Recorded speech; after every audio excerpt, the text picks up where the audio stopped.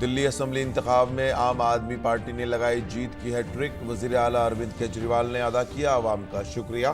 कहा, लोगों ने तरक्की की सियासत पर किया भरोसा। बीजेपी सदर जेपी नड्डा ने केजरीवाल को दी मुबारकबाद। लोकसभा में बजट पर हुई बहस का वजीर खजाना ने दिया जवाब। कहा, बजट से सरमायाकारी और तरक्की में होगा इजाफा। लोकसभा और राज्यसभा 2 मार्च तक के लिए मुलतवी।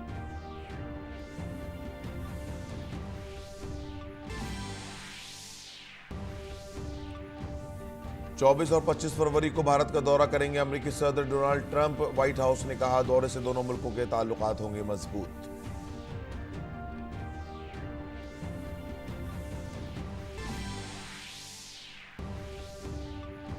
कोरोना वायरस के सबब मरने वालों की तादाद 1000 के पार। भारतीय सरकार अलर्ट पर। सेहत की सेक्रेटरी ने वायरस के पेश नजर रियासतों के इकदाम और तैयारियों का लिया जायजा।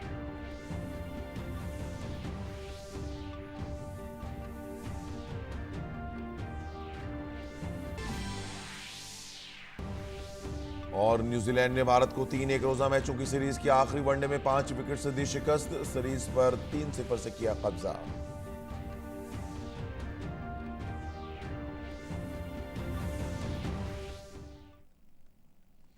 आदाब नाजरीन, इमरोज में आपका खैर मकदम है। मैं हूं अब्दुल्ला। अब खबरें तफसील से।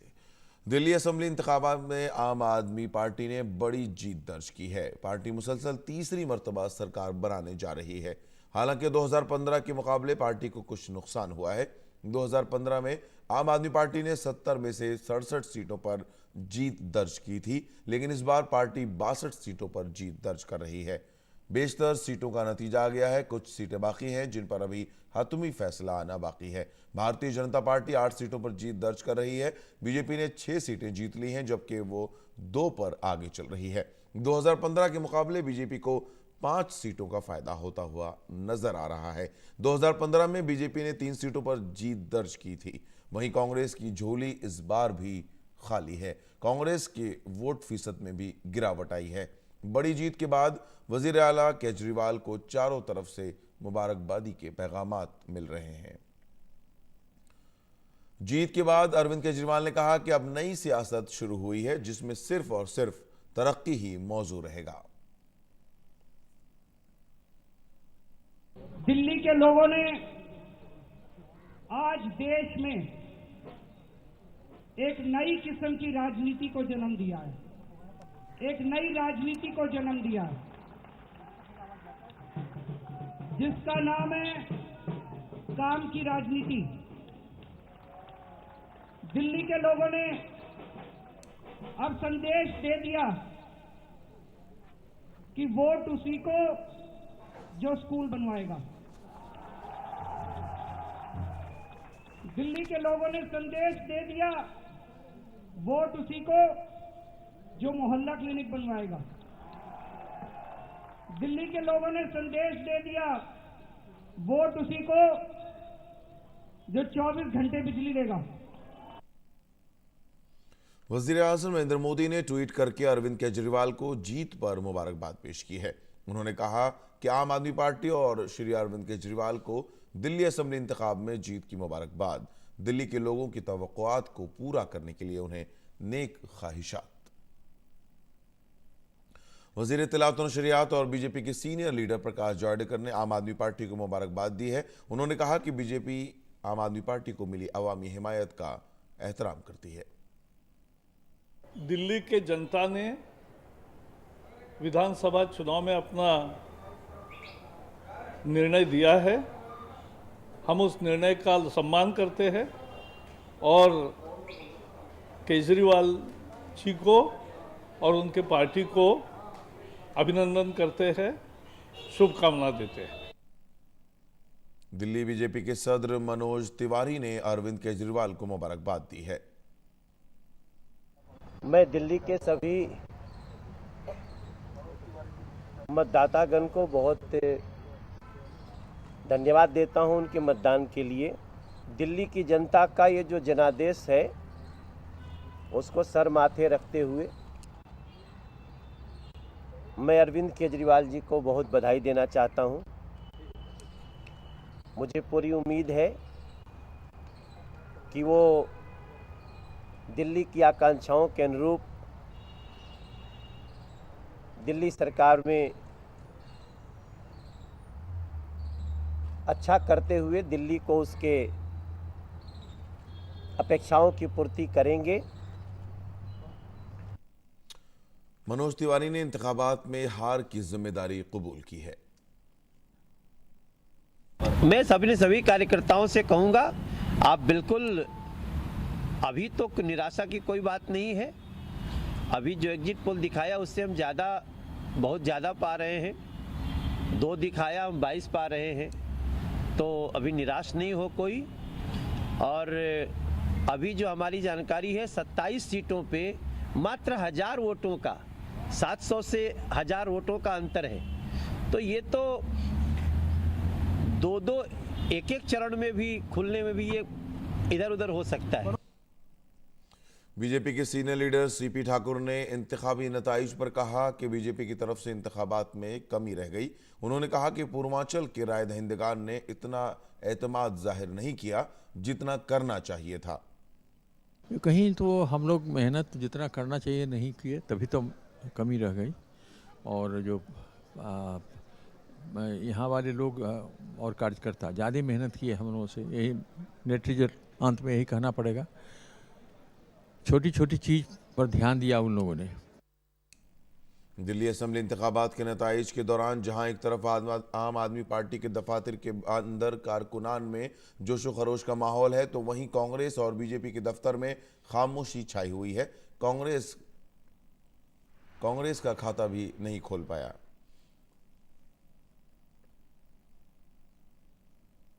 सियासत में मतभेद होना चाहिए लेकिन मनभेद नहीं। इसकी मिसाल देखने को मिली पार्लियामेंट अहाते में, जब आम आदमी पार्टी के रुकन पार्लियामेंट सुशील गुप्ता हाथों में लड्डू लिए पार्लियामेंट पहुंचे और अपने रिवायती हरीफ बीजेपी के रुकन पार्लियामेंट राकेश सिन्हा को मिठाई खिलाई। राकेश सिन्हा ने भी दरिया दिली दिखाई और दोनों अरकान पार्लियामेंट ने डीडी न्यूज के नुमाइंदे राजेश राज से खास बातचीत की। आम आदमी पार्टी ने साथ लड्डू खाने और दिल्ली की तरक्की में साथ चलने का वादा किया, जबकि राकेश सिन्हा ने कहा कि केजरीवाल का टेम्परामेंट भी सुशील गुप्ता की तरह होना चाहिए। और क्या कुछ कहा, आइए सुनते हैं।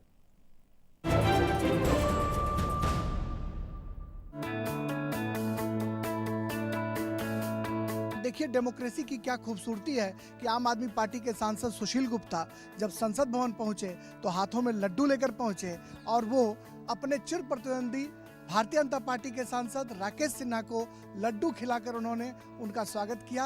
और राकेश जी और सुशील गुप्ता दोनों हमारे साथ हैं, हम दोनों से आपको रूबरू कराते हैं। सुशील जी, सबसे पहले आप ही, बहुत बड़ी जिम्मेदारी है, अरविंद केजरीवाल को तीसरी बार मौका मिला है और लगातार ये सवाल उठते रहे हैं कि दिल्ली में बहुत सारे विकास के काम हैं जो अब भी नहीं हो पाए हैं, कैसे पूरा करेंगे जनता के वायदों?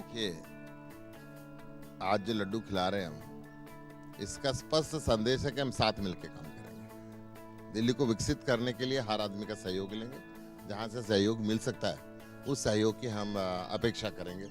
भारतीय जनता पार्टी ने हमेशा ही जनादेश का स्वागत किया है। जनादेश हमारे पक्ष में हो या विपक्ष में हो, हमने लोकतंत्र का कभी अवमूल्यन नहीं किया, जनादेश का अपमान नहीं किया।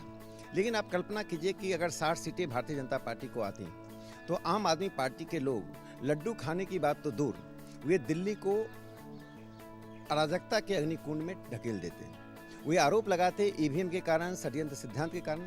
इसलिए मैं मानता हूं कि यह चुनाव एक संदेश होना चाहिए उन तमाम ताकतों के लिए जो भारतीय जनता पार्टी का पराजय चाहते हैं। वे चाहें, लेकिन कम से कम लोकतंत्र और जनादेश का अवमूल्यन, अपमान उस तरह से न करें जैसा उन्होंने 2014 और 2019 के बाद लगातार करते रहे हैं। इसलिए मैं मानता हूं कि आज आम आदमी पार्टी के सामने चुनौती है विकास की, और चुनौती इस बात की भी है कि शाहीन बाग जैसे ऐसे मुद्दों पर जिसमें दिल्ली की जनता, दिल्ली की संस्कृति, दिल्ली की राजनीतिक व्यवस्था को चुनौती मिल रही है, स्पष्ट राय रखें और केंद्र सरकार के साथ सहयोग करें। और मैं उम्मीद करता हूं कि जो सुशील गुप्ता जी का टेम्परामेंट है वही टेम्परामेंट अरविंद केजरीवाल जी का हो, तभी मुझे लगता है कि एक कोऑपरेटिव फेडरलिज्म चल पाएगा। शुक्रिया। राकेश सिन्हा जो बीजेपी के सांसद हैं, उनका कहना है कि सुशील गुप्ता का जो टेम्परामेंट है वो लड्डू लेकर सत्ता पक्ष के लोगों को भी खिलाने पहुंचे। यही टेम्परामेंट अरविंद केजरीवाल का भी वो देखना चाहते हैं ताकि दिल्ली का विकास हो सके। कैमरामैन एसपी दुबे के साथ संसद भवन से मैं राजेश राज, डीडी न्यूज के लिए। दिल्ली असेंबली इंतखाबात में बीजेपी ने अपनी छवि बेहतर की है, लेकिन कांग्रेस अब भी हाशिए पर पड़ी है। गुज़श्ता बार की तरह इस बार भी उसका खाता नहीं खुल पाया है। पार्टी का कोई भी उम्मीदवार जीत के करीब तक नहीं पहुंच पाया।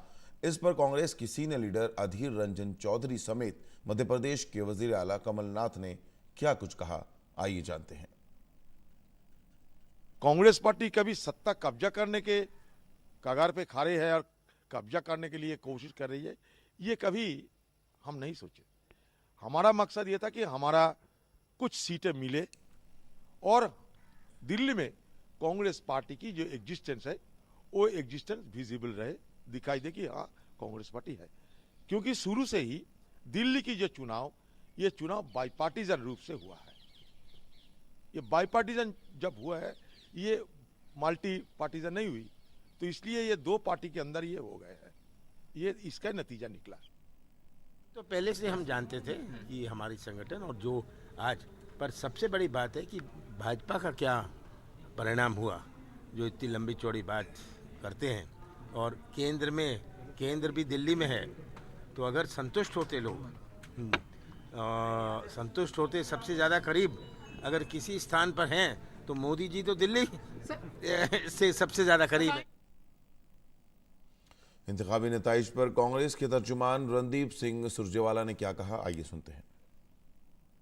भारतीय राष्ट्रीय कांग्रेस की ओर से और दिल्ली प्रदेश कांग्रेस कमेटी की ओर से श्री अरविंद केजरीवाल जी को शुभकामनाएं देते हैं। दिल्ली में अगले 5 साल शासन के लिए और सकारात्मक सहयोग और आलोचनात्मक भूमिका और एक पैनी नजर हम तीनों बनाए रखेंगे, ये भी हम दिल्ली के लोगों से वादा करते हैं। एनडीए में शामिल रिपब्लिकन पार्टी ऑफ इंडिया के लीडर और मरकजी वजीर रामदास अठावले ने कहा कि आम आदमी पार्टी के लीडर अरविंद केजरीवाल ने कुछ चीजें मुफ्त देने का ऐलान किया और उसके असरात आवाम पर साफ नजर आए। लेकिन अरविंद केजरीवाल को वजीर आजम मोदी और मरकजी हुकूमत से अपने ताल्लुकात बेहतर रखने चाहिए, तभी मुल्क और दिल्ली तरक्की की राह पर गामजन होंगे। उन्होंने कहा कि मुतादिद मसाइल सामने आए, लेकिन बीजेपी ने अमित शाह और जेपी नड्डा की मेहनत की बुनियाद पर अपने वोटिंग फीसद में इजाफा किया। नीज सीटों में भी इजाफा दर्ज हुआ। केंद्रीय मंत्री रामदास अठावले हमारे साथ बातचीत के लिए मौजूद हैं। दिल्ली चुनाव पर क्या प्रतिक्रिया है? अभी बीजेपी हालांकि पहले के मुकाबले अच्छा कर रही है, लेकिन लग रहा है कि आम आदमी पार्टी बहुत बढ़त बनाए हुए। हाँ, मुझे लगता है कि आम आदमी पार्टी को सफलता मिलने का कारण ये है कि केजरीवाल जी ने एक आइडिया की कि लोगों को जो पानी फ्री है, लाइट फ्री है, बस फ्री है, मेट्रो फ्री है, तो इसी तरह के अनाउंसमेंट करने से लोगों ने विचार किया कि लोगों ने आपने देखा है कि 2019 के लोकसभा के चुनाव में बीजेपी को बहुत बड़ी सफलता में मिली थी और 7 सीटें मतलब यहाँ केजरीवाल की सरकार होने के बावजूद भी यहाँ मतलब बीजेपी को बहुत बड़ी सफलता मिली थी। तो शायद लोगों ने सोचा होगा कि इतना फ्री इन्होंने दे दिया है तो केजरीवाल को दोबारा सत्ता में नहीं लाएंगे तो फिर ये सब जो फ्री मिलता है वो गड़बड़ हो जाएगी। और दिल्ली के सरकार के लिए केजरीवाल और केंद्र के सरकार के लिए नरेंद्र मोदी, इसी तरह का यहाँ का जो मैंडेट है, ये मैंडेट हमने देखते हैं। तो केजरीवाल जी को सफलता मिल रही है, उनको हमने शुभेच्छा देते हैं। जो वादे किए हैं वो वादे उन्होंने पूरे करने चाहिए, लेकिन उन्होंने आगे केंद्र सरकार के साथ अपने संबंध अच्छे रखना चाहिए, नरेंद्र मोदी जी के साथ संबंध अच्छे रखने चाहिए। दिल्ली का अगर अच्छा डेवलपमेंट करना है तो केजरीवाल जी ने हमारी सरकार के साथ अच्छे संबंध रखना चाहिए। बहुत शुक्रिया। रामदास अठावले जो केंद्रीय मंत्री हैं, उनका कहना है कि अरविंद केजरीवाल को जीत की शुभकामना, वो लेकिन अच्छा काम करें और देश के प्रधानमंत्री नरेंद्र मोदी और केंद्र सरकार के साथ रिश्ते जो हैं उसको मधुर रखें ताकि दिल्ली का विकास और भी हो सके। संसद भवन परिसर, नई दिल्ली से मैं राजेश राज, डीडी न्यूज़ के लिए। वज़ीर ख़ज़ाना निर्मला सीतारमण ने राज्यसभा में बजट पर हुई बहस का जवाब दिया। उन्होंने कहा कि बजट मौजूदा दौर के माशी मसाइल को जहन में रखकर तैयार किया गया है। उन्होंने कहा कि सनअती सरगर्मियों में बेहतरी आई है। the nominal GDP of the country has increased from 2 trillion, sir, in 2014-15 to 2.7 trillion in 18-19, and it has reached 2.9 trillion by 2019-20. The macroeconomic stability is something which all of us will have to keep in mind. The averaging GDP growth has been at 7.4%, and inflation has been at 4.5%. वज़ीर ख़ज़ाना निर्मला सीतारमन ने लोकसभा में भी budget पर हुई बहस का जवाब दिया। उन्होंने कहा कि मुल्क की मईशत को मजबूत बनाने के लिए हुकूमत काम कर रही है। उन्होंने कहा कि हुकूमत ने सरमायाकारी में फरोग के लिए कई कदम उठाए हैं। In 2014-15, sir, our economy was about 2 trillion. And by 18-19, it has reached 2.7 trillion in its size. And by 19-20, we have reached 2.9 trillion. And that is the rate at which the economy is growing. वज़ीर ख़ज़ाना ने मईशत में बेहतरी के इशारों पर बात की। Global sentiment is in favor of India. Foreign investors continue to show confidence in India, and that is why the country has attracted a net FDI of $24.4 billion in April to November of 2019-20. And the second, the announcement of the National Infrastructure Pipeline may further increase the flow of FDI into the country. Third indicator of green shoots, industrial activity is on a rebound. So the fourth, PMI manufacturing, which is the Purchase Managers Index, that is steadily improving. The fifth, sir, forex reserves, foreign exchange reserves, have built up from $413 billion by end of March 2019 to $466.69 billion as of 24th January 2020. Sixth indicator, sir, the gross GST revenue collection is steadily but only improving. Shoot 7, sir, reinstating the positive confidence in the Indian economy, the secondary markets continue to be upbeat, and the BSE Sensex increased by 5.6% up to 31st January 2019 over end of March 2019. उसके बाद लोकसभा और राज्यसभा दोनों ऐवान 2 मार्च तक के लिए मुलतवी कर दिए गए।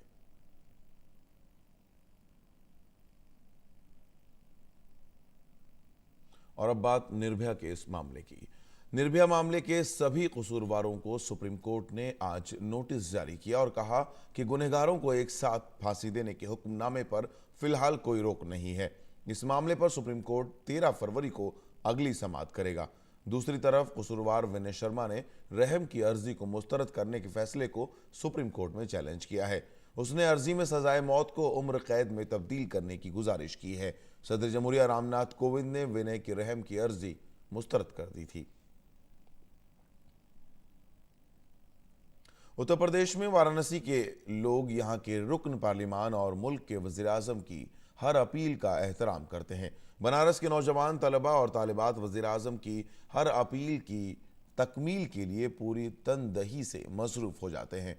इसमें वाराणसी में रहने वाले गैर मुल्की भी शामिल हैं। सूर्य नमस्कार का जब से वज़ीर-ए-आज़म नरेंद्र मोदी ने पार्लियामान में जिक्र किया है, तब से ही मालवीय भवन में लोगों को योगा अभ्यास के लिए तांता लगा हुआ है। मालवीय भवन है ये, काशी हिंदू विश्वविद्यालय की स्थापना पंडित मदन मोहन महामाना मालवीय ने की थी। वो यहाँ पे रहते थे और आज इसका प्रयोग होता है योग के लिए। योग जो यहाँ की युवतियाँ, युवक, छात्र छात्राएँ सभी कर रहे हैं। क्यों कर रहे हैं ये खुद बताएंगे कि क्यों कर रहे हैं योग। सूर्य नमस्कार में 12 आसन होते हैं और ये 12 आसन करने से सारे शरीर में जो स्फूर्ति रहती है और जो हम लोग का दिन का संचालन होता है, स्टार्टिंग होती है, बहुत अच्छे से होती है। ये सुबह सुबह करने से बहुत अच्छा सूर्य का सूर्य की जो किरणें होती हैं तो वो सूर्य के समय करना चाहिए। योग के बारे में हमारे जो कंट्री में ये हमारी प्राचीनतम सभ्यता है ये योग, लेकिन वो किसी को पता नहीं, ज़्यादातर लोगों को पता नहीं, तो उन्होंने ये अच्छा किया, बहुत अच्छा किया है और हमारा मानना है कि सबको योग करना चाहिए। I'm from Turkey and I just came here for yoga, and today we practice Surya Namaskara with our teacher Ji, and there are countless health benefits of it, not only in psychological or physical sense but also in mental sense. So I believe in the strength of yoga. हमारे देश के प्रधानमंत्री आदरणीय मोदी जी ने जो योग के द्वारा हमारे देश में, हमारे बनारस में जिस तरह से उन्होंने इसको स्थापित किया, वो एक हम लोगों के लिए मिसाल बन गया है। हम लोगों ने योग में उनका पूरी तरह से समर्थन कर रहे हैं और उसकी इतनी संख्या बढ़ा रहे हैं कि ताकि मोदी जी अगले योग दिवस पर वो ये कह सकें कि बनारस पूरे भारत में नहीं बल्कि पूरे विश्व में नंबर 1 पर है। ये युवा, ये छात्र, युवतियाँ और छात्राएं, ये इन लोग जो सूर्य नमस्कार कर रहे हैं, इन्होंने ये बताया कि मोदी जी ने किस तरह से योगा को विश्व पे पटल पे ले गए और साथ में सूर्य नमस्कार से बताया कि किस तरह से अपनी शक्ति को बढ़ा सकते हैं। Camera person doctor Ajay Verma के साथ हरकेश बहादुर सिंह गौतम, डीडी न्यूज़, वाराणसी। आज भारतीय जनसंघ के साबिक सदर और सहाफ़ी पंडित दीनदयाल उपाध्याय का यौम वफात है। उन्होंने बीजेपी के लिए नजरियाती रहनुमा के तौर पर काम किया। दीनदयाल जी को सियासत के साथ साथ अदब में भी गहरी दिलचस्पी थी। आज मुल्क दीनदयाल जी को खराज अकीदत पेश कर रहा है। इत्तलात और नशरियात के वजीर प्रकाश जावड़ेकर ने पंडित जी को बाइसे तहरीक बताते हुए उन्हें खराज अकीदत पेश किया। बीजेपी सदर जेपी नड्डा ने आज पंडित दीनदयाल उपाध्याय की बरसी के मौके पर उन्हें गुलहाए अकीदत नजर किए। उन्होंने कहा कि उपाध्याय ने पार्टी और मुल्क को नई समत दी, इसीलिए उनकी बरसी को संपन्न दिवस के तौर पर मनाया जाएगा। भारतीय जनसंघ के संस्थापक में से एक थे।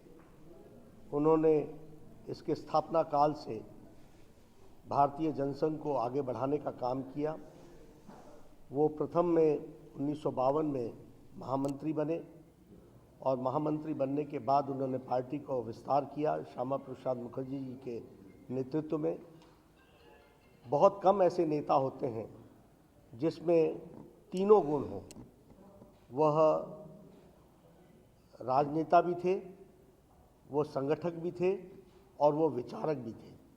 तीनों गुण उनमें समाहित थे। पार्लियामेंट स्ट्रीट मज़ार में मुल्क के 5वें सदर जमहूरिया फ़खरुद्दीन अली अहमद की बरसी पर उन्हें खराज अकीदत पेश किया गया। फ़खरुद्दीन अली अहमद ने तहरीक आज़ादी में कलीदी किरदार अदा किया था और सदर जमहूरिया के ओहदे पर बरकरार रहते हुए 1977 में इंतकाल कर गए थे। अमेरिकी सदर डोनाल्ड ट्रंप इस माह के आखिरी हफ्ते में भारत के दौरे पर आएंगे। व्हाइट हाउस ने इस बात की इत्तला दी है कि सदर ट्रंप 24 और 25 फरवरी को भारत के दौरे पर होंगे। उनके साथ उनकी अहलिया मेलानिया ट्रंप भी आएंगी। इस दौरान वो वजीर आज़म मोदी से मुलाकात करेंगे। उम्मीद की जा रही है कि इस दौरे से अमेरिका और भारत की स्ट्रेटेजिक शराकतदारी में मजीद मुस्तहकम होगी। चीन में कोरोना वायरस से मरने वालों की तादाद 1000 से ऊपर पहुंच गई है।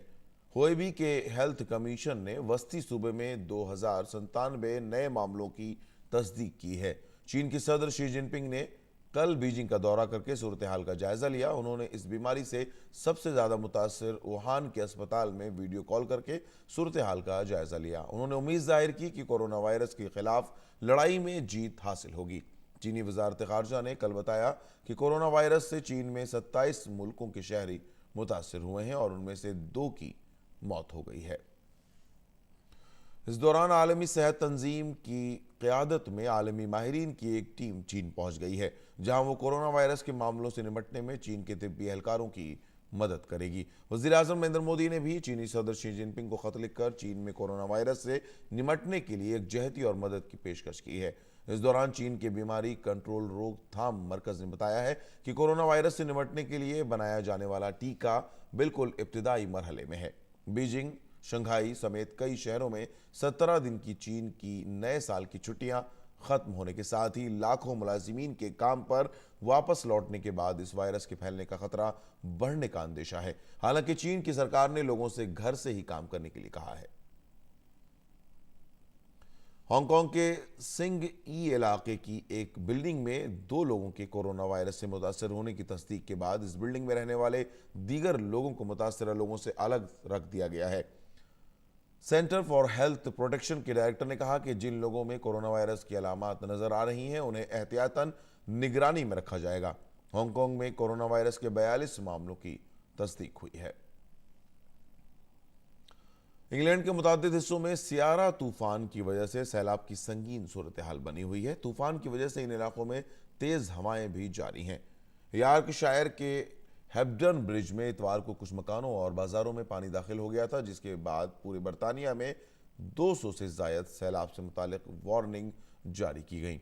सियारा तूफान से 90 मील फी घंटे की रफ्तार से हवाएं चलने के साथ साथ मूसलाधार बारिश भी हुई, जिससे सबसे ज्यादा शुमाल मगरबी यूरोप मुतासर हुआ है। भारत और न्यूजीलैंड के दरमियान 3 एक रोजा मैचों की सीरीज के तीसरे और आखिरी मैच में न्यूजीलैंड ने भारत को 5 विकेट से शिकस्त दी। न्यूजीलैंड ने टॉस जीतकर पहले गेंदबाजी का फैसला किया। भारत ने मुकर्ररा 50 ओवर में 7 विकेट पर 296 रन बनाए। जवाब में न्यूजीलैंड ने 5 विकेट पर 300 रन बनाकर यह मैच जीत लिया। न्यूजीलैंड पहले ही 2 मैच जीतकर सीरीज में 2-0 की सबकत ले चुका था। इस तरह उसने ये सीरीज 3-0 से अपने नाम कर ली। भारतीय बल्लेबाज केएल राहुल का मैदान पर शानदार मुजाहरा जारी है। न्यूजीलैंड के खिलाफ 5 मैचों की T20 सीरीज में सबसे ज्यादा 224 रन बनाने के बाद केएल राहुल ने तीसरे वनडे में भी शानदार सेंचुरी स्कोर करके टीम का स्कोर मजबूत किया। यह उनके करियर की 4थी सेंचुरी है। नाज़रीन, इसके साथ ही इमरोज मुकम्मल होता है। इजाजत दीजिए। आदाब।